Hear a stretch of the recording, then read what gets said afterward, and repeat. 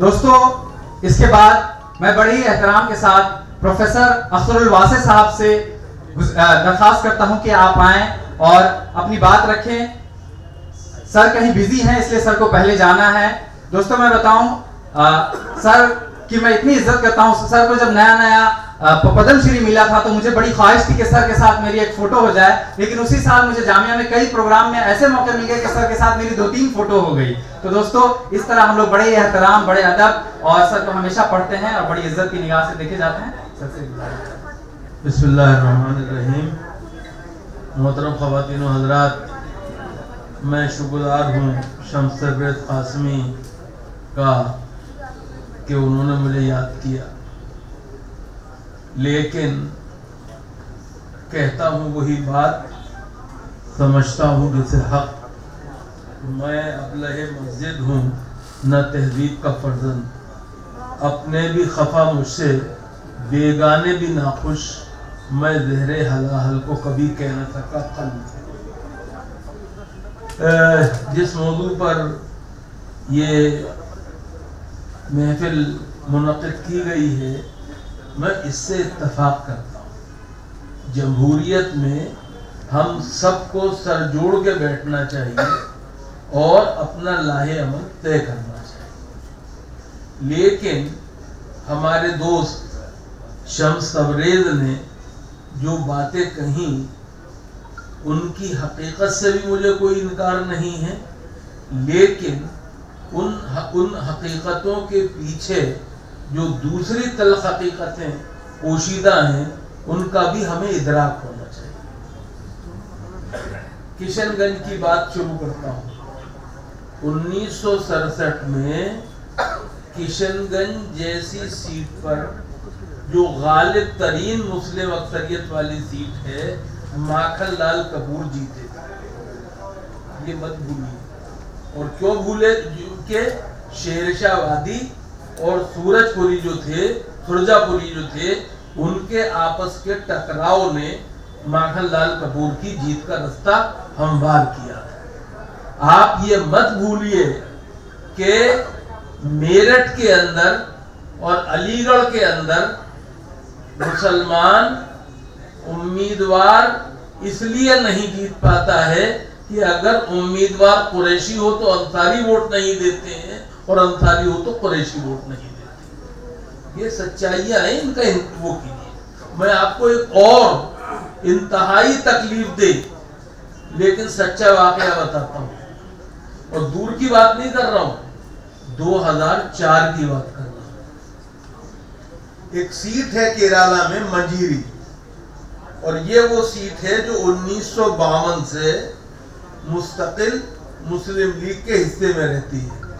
قائد ملت محمد اسماعیل صاحب جو اس ملک میں تقسیم وطن کے بعد بھی مسلم لیگ کو قائم رکھنے اور سیاسی انتخابی جنگ کا حصہ بنانے میں کامیاب رہے, وہ اس سیٹ سے نمائندگی کرتے تھے. رہنے والے تامل ناڈو کے تھے.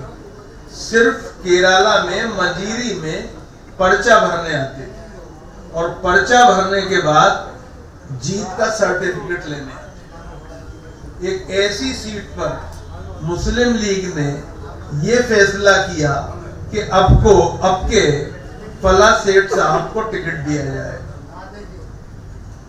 وہ سیٹ صاحب اہل حدیث سے تعلق رکھتے تھے.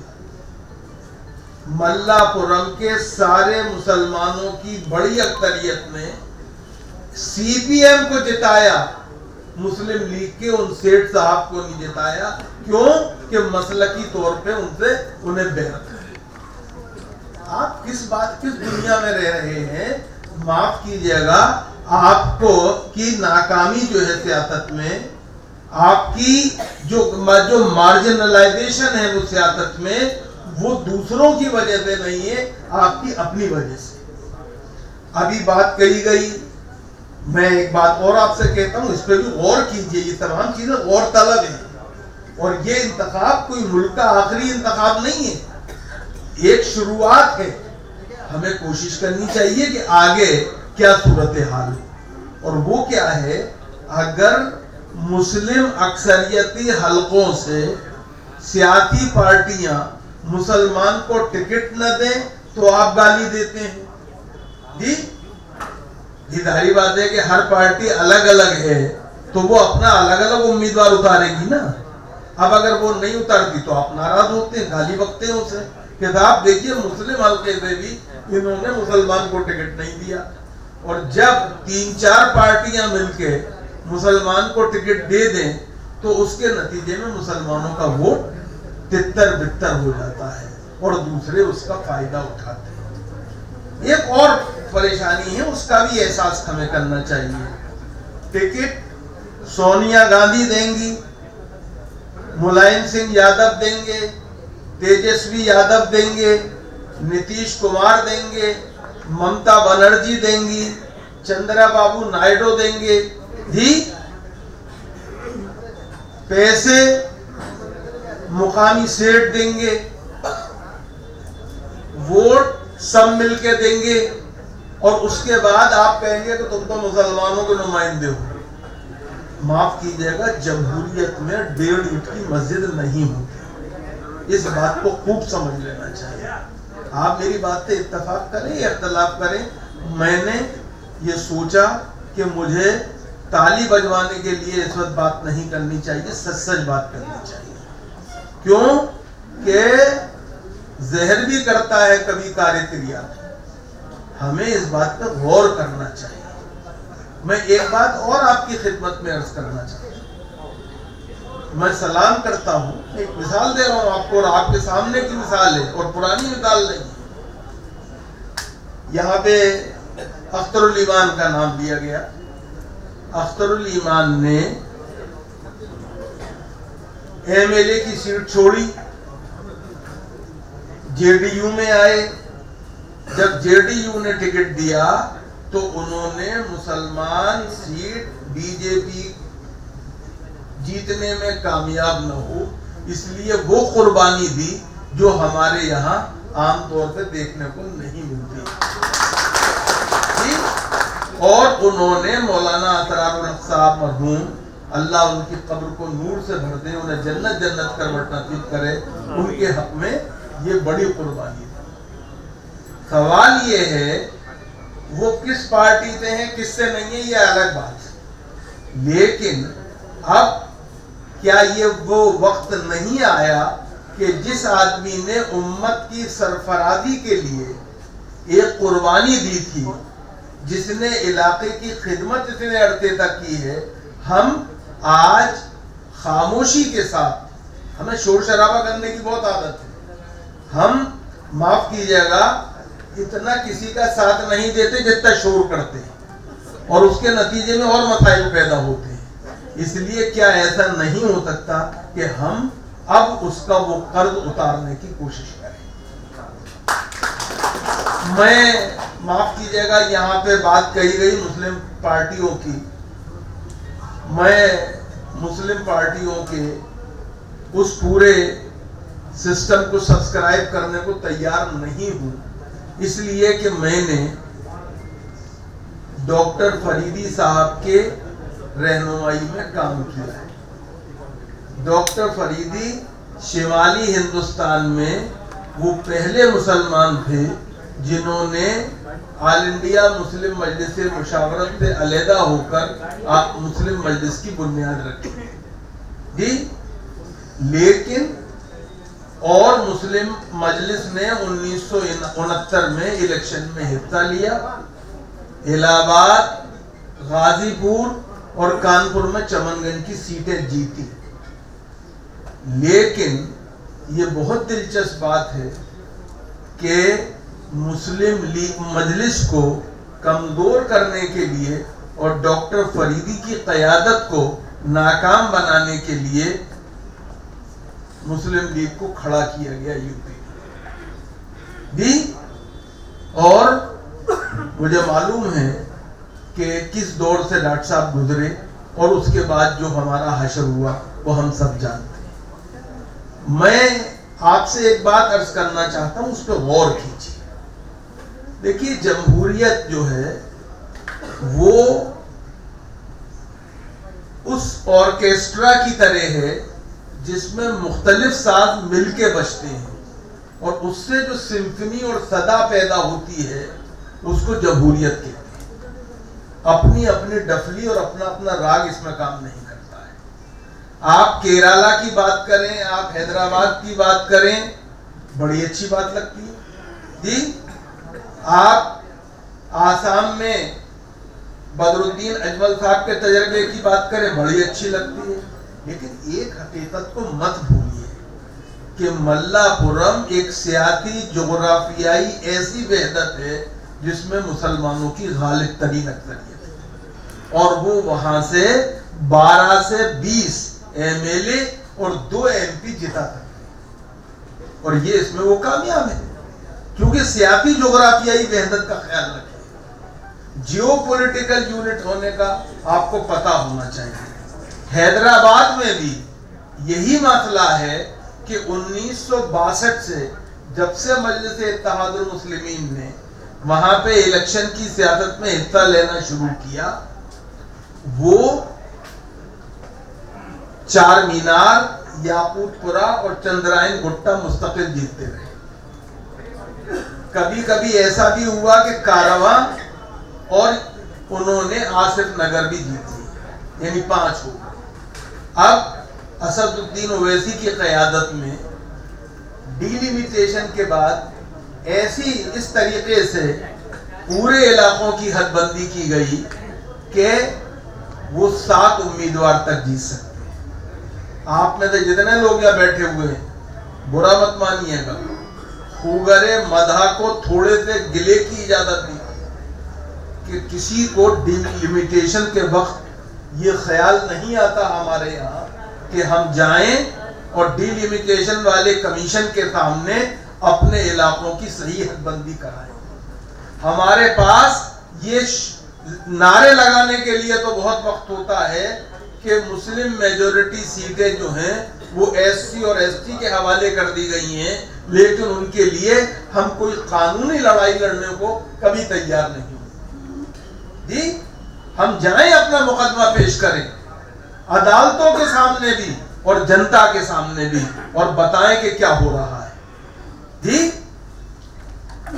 تو یہ صورتحال ہے جس کا ہمیں اندازہ ہونا چاہیے.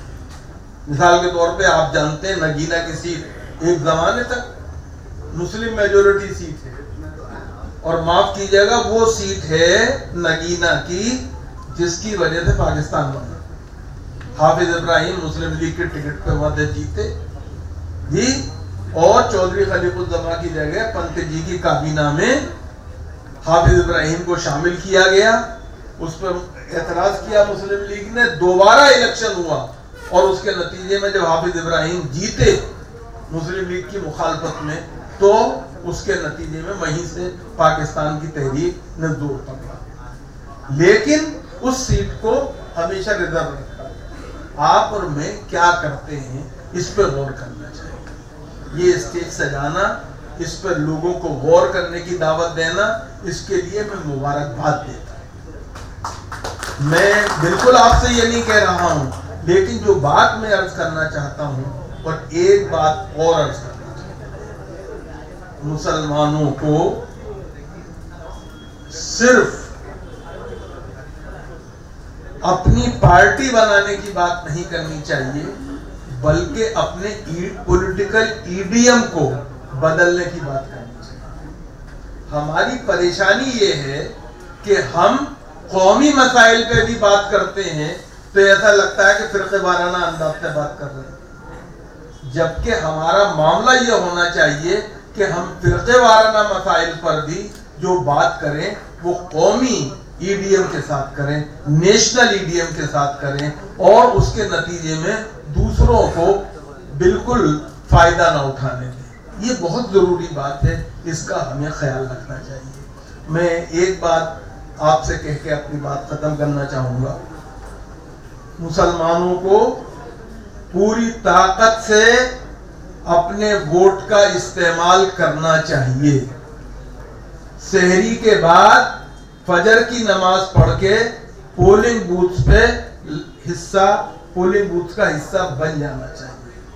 اپنے ووٹ کا ایک ایک ووٹ کا بھرپور استعمال کرنا چاہیے. اور میں رمضان کو رحمت کا مہینہ مانتا ہوں، رمضان کو مسلمانوں کے لیے زحمت کا مہینہ نہیں مانتا. جو قوم رمضان کے مہینے میں بدر کی جنگ لڑ سکتی ہو اور جیت سکتی ہو، وہ ووٹ کی جنگ میں کیسے پیچھے رہ سکتی ہے؟ میری سمجھ میں نہیں. یہ بات میں بالکل ایمانداری سے کہنا چاہتا ہوں. اور ایک بات اور کہنا چاہتا ہوں، اس ملک میں سرکاریں آئیں گی اور جائیں گی، ہمیں پریشان نہیں ہونا چاہیے. آپ معاف کیجئے گا اور مجھے یہ کہنے کی اجازت دیجئے کہ اس ملک میں جو غالب ترین اکثریت ہے وہ سیکولر ہے. جی اگر فرقہ پرست کامیاب ہوتے ہیں تو وہ ووٹوں کے بکھراؤ سے کامیاب ہوتے ہیں، ان کے حصے میں اکثریت ووٹ نہیں ملتے. میں آپ کو 2 مثالیں دے کے اپنی بات ختم کر دیتا ہوں تاکہ آپ اس پہ غور کریں جو بات میں کہہ رہا ہوں. اور یہ جو ملک کے مزاج کی بات ہوتی ہے، 6 دسمبر 1992 سے زیادہ کوئی سنگین دن ہماری تاریخ میں آسانی سے نہیں ملے. لیکن 6 دسمبر کی صبح بابری مسجد کی شہادت ہوئی، شام کو بی جے پی کی 4 سرکاروں کو برخاست کر دیا.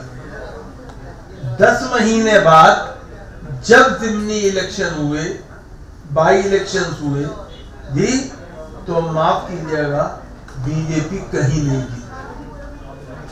جبکہ صرف اتر پردیش میں 16% مسلمان ووٹر تھے، مدھیہ پردیش میں 5.5% مسلمان ووٹر تھے، راجستھان میں صرف 10% مسلمان ووٹر تھے، اور ہماچل میں صرف 1 سے 1.5% مسلمان ووٹر تھے. تو انہیں کس نے ہرایا؟ میں نے ہرایا یا آپ انہوں نے ہرایا؟ تو سوال یہ ہے، اس وقت اگر وہ ہرا سکتے ہیں تو آپ کو ان کے ساتھ مل کے ووٹ کرنا چاہیے. ایک بات. دوسری بات یہ کہ ابھی حال ہی میں 3 ریاستوں کو جو الیکشن ہوئے ان کی بات نہیں کرتا، لیکن پھولپور، گورکھپور اور کیرانہ، اجمیر اور الور میں جو پارلیمنٹ کے ضمنی انتخابات ہوئے، اس میں باوجود برسر اقتدار ہونے کے برسر اقتدار جماعت کے لوگ ہارے. پھولپور ڈپٹی چیف منسٹر کی سیٹ تھی، گورکھپور چیف منسٹر کی سیٹ تھی، اور کیرانہ کمیونلزم کی سب سے بڑی لیب بنائی گئی تھی اور تجربہ کیا گیا تھا. لیکن یہ بھی کیرانہ کا شرف اور امتیاز ہے کہ وہیں سے 2014 کے بعد پہلا مسلمان پارلیمنٹ میں بھیجا گیا اور فرقہ پرستوں کو منہ کالا کیا گیا. ہمیں اس بات پہ غور کرنا چاہیے. اگر کل یہ ہو سکتا ہے تو آج خوف کی نفسیات سے باہر آئیے، جارحانہ مدافعت سے کام مت لیجیے، بلکہ اس کا خیال رکھیے کہ اس ملک سے ہمارا مقدر وابستہ ہے. جو کچھ اس ملک کے مفاد میں ہے وہ ہمارے مفاد میں ہے، اور ہمیں یہ نہیں بھولنا چاہیے کہ وہ امت جو سانحہ کربلا، سقوط بغداد 1857، 1947، 2002 کے بعد زندہ رہی ہے، وہ آگے بھی زندہ رہے گی، ترقی کرتی رہے گی. پریشان ہونے کی کوئی ضرورت نہیں ہے. میں شمس تبریز کو مبارکباد دیتا ہوں اور ان سے اور ان کے ساتھیوں سے معافی چاہتا ہوں کہ اگر وہ اس کے علاوہ مجھ سے اور کچھ سننا چاہتے تھے وہ میں نہیں کہہ سکا. کیوں کہ اگر اس وقت بھی ہم سچ نہیں بولیں گے تو پھر کب بولیں گے؟ اور جو سچ نہیں بولے گا وہ ملت کا سب سے بڑا غدار ہوگا. یہ ہمیں ماننا چاہیے ہمیں. لیکن میں پھر کہتا ہوں، میں کسی سیاسی جماعت کا ممبر نہیں ہوں، لیکن اختر الواسع ہوں اور اختر الایمان پہ ایمان رکھتا ہوں. ان جیسے لوگوں کو जरूर कामयाब बनाना चाहिए। इसलिए बनाना चाहिए कि उन्होंने एक ऐसे वक्त में गैरत, खुददारी और मिली हमायत का सबूत दिया था जब ये काम करना लोगों के लिए आसान नहीं था। वो बरसरे इख्तिदार जमात के उम्मीदवार थे, पैसा और शोहरत दोनों उनके साथ थी, लेकिन उन्होंने ये फैसला किया कि वो मिल्लत के असरार का साथ देंगे, अशरार का नहीं। ये बड़ी बात है। बहुत शुक्रिया। बहुत बहुत शुक्रिया सर। मिल्लत टाइम्स की मज़ीद वीडियोस देखने के लिए यहाँ क्लिक करके सब्सक्राइब करें और बेल आइकन को ज़रूर दबाएं ताकि आपको हमारी हर वीडियो का नोटिफिकेशन मिल सके।